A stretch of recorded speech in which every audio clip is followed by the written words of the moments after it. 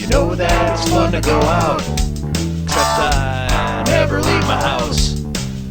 I'm either at work or home, and it seems kind of pathetic just drinking alone. So if you got nothing going on, have some drinks with Ron. Hello and welcome to Drinks with Ron. I'm Ron. On a somber occasion, I just read last night via Facebook from the Buffalo Trace Distillery that my favorite bourbon man, not that I have too many, but Elmer Lee, a man whose name and in fact very picture grace this bottle of single barrel Kentucky straight bourbon whiskey, has died yesterday. And that is very sad to me for a number of reasons. Not the least of which is the fantastic bourbon bearing his name. Will soon to be no more. Because as the master distiller of this bourbon, I say most of these bourbons are aged specifically. I said this Knob Creek is a 9-year. This Bullet back here, this is Bullet 10-year in the box. Eagle Rare 10-year back here. Frankly, anything shorter than 6 years is supposed to be labeled on the bottle. I believe the maker's mark is a 6-year. So yeah, they have a general window of the time they need to age in the barrels, but the Elmer Lee, the Elmer Tea's got a big window. It's somewhere from 9 to 12 years. Why the window? Because it's not specific. It was done when Elmer said it was done. He would show up, sample everything. They take a device called a thief. It's essentially like a large straw that you put down in the barrel and you cap with your thumb, and you take a little bit out, let it out in your glass, and he would sample it. And when Elmer determined that the bourbon was ready, by God and baby Jeebus, it was ready. And that's all you needed. There's no chart and graph. There's no line that's crossed until it's ready. It's based on this wonderfully experienced man's palate and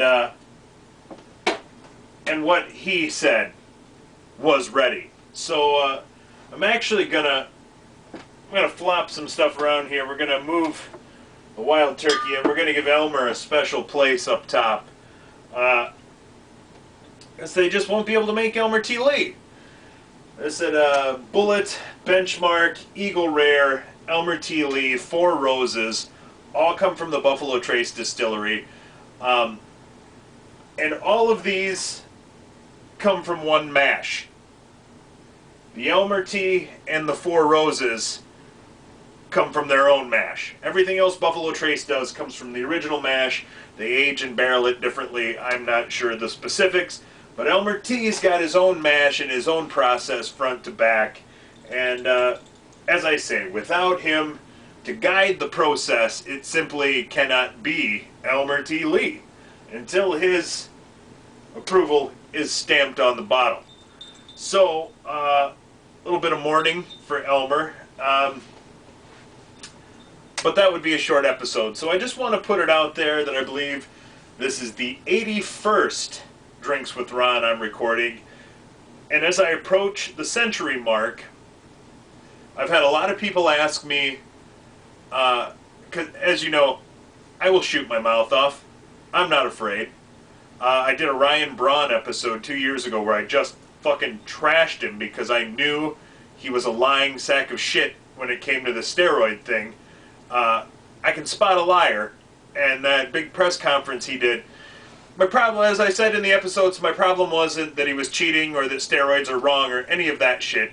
It's, don't fucking lie to me while you condescend to me about how you're not lying to me. Or, as it was so eloquently put on Mr. Show, you're shitting in my mouth and calling it a sundae. Don't do that. That pisses me off. So, as I say, I will shoot my mouth off, and I knew it. I uploaded it and put it on there, knowing full well if I was wrong, I would have to eat my words. Being in Wisconsin, that the brewer fans would let me have it. I have no problem putting myself in a position to be completely wrong, and and while that has probably disqualified me from ever running for any kind of office, or more than likely any decent job, I'm not afraid to do it. So I've had a lot of people ask me over the years, since I'm not afraid to shoot my mouth off, what exactly is Ron's stance on drugs and alcohol and regulation, legalization, just everything top to bottom. So I'm working on that for episode number 100. I normally don't like to write anything out. Top of the head is the way I do it. Very organic. My buddy Parker was here with me. I believe we shot 4 episodes. He probably got sick to death of hearing the word organic come out of my mouth, because that's just, when I have somebody, I have to stress it. That's how, we're not going to script this. We're not going to write down, and then Ron says to Parker. That's not how we do it. When I say we, I mean me, because I'm the writer, director, producer, editor, publisher, you name it. I'm the final word. This show, to me, is like this bourbon to Elmer T. It's not ready until, by God and baby Jeebus, I say it's ready. And if that means I have to go back in and edit out some bullshit I've said to make it acceptable to me, then that's what we'll do. So,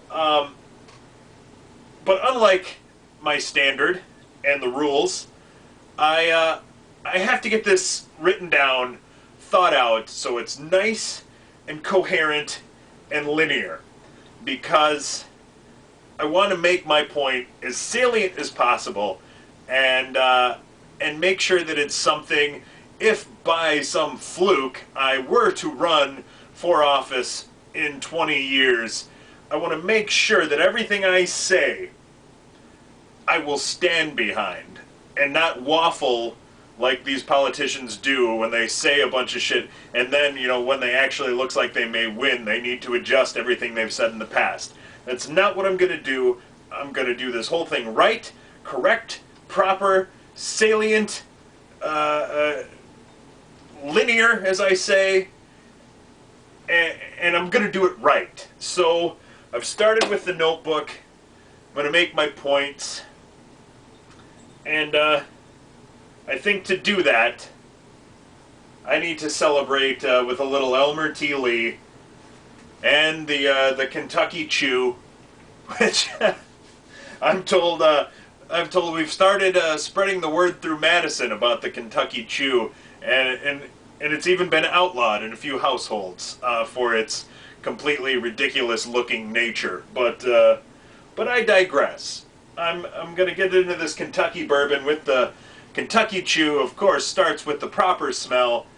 You don't do that. The alcohol will burn your nostrils. Not good. You open your nose, you open your mouth, and you just breathe in through your mouth, and the aroma comes through the nose naturally. It's not overpowering and won't singe anything. So, yeah, a little fruity. As I said with the Eagle Rare before, I almost swear I smell sour apple in here. There's like a hint of green apple in this bastard that makes me really happy. Yeah, still smelling the apple. And for the Kentucky Chew,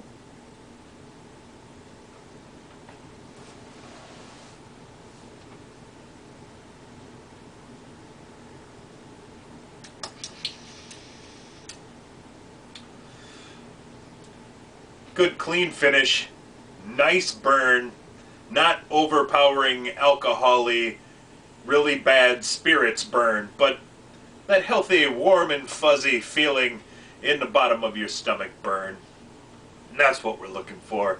A little bit of salivation that says, hey, we think we like that, but we're not sure. You better do it again so that we can find out.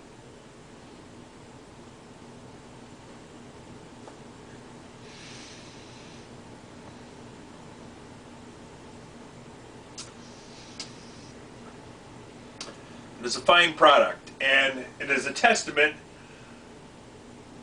to the vision of one man and what can happen when one man has absolute control over his product and gets the final say in the product, in the process, when nothing's done until that man has left his stamp on it and says, I say okay.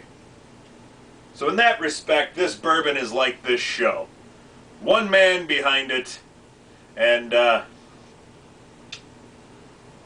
hopefully this show is as enjoyable as this bourbon, but I highly doubt that the quality of my show matches the quality of this beverage. So, I'm going to sign off, hit the notebook, assuming I don't get sidetracked with some Madden, but I have a lot of thoughts to put down. Say, prepare yourself for episode 100, because I've finally got a vision of where I'm going with it. And might be a little long, might be a three-parter, we might be on episode 102 by the time I'm finished. But there you are. Get ready, America. Ron, signing off.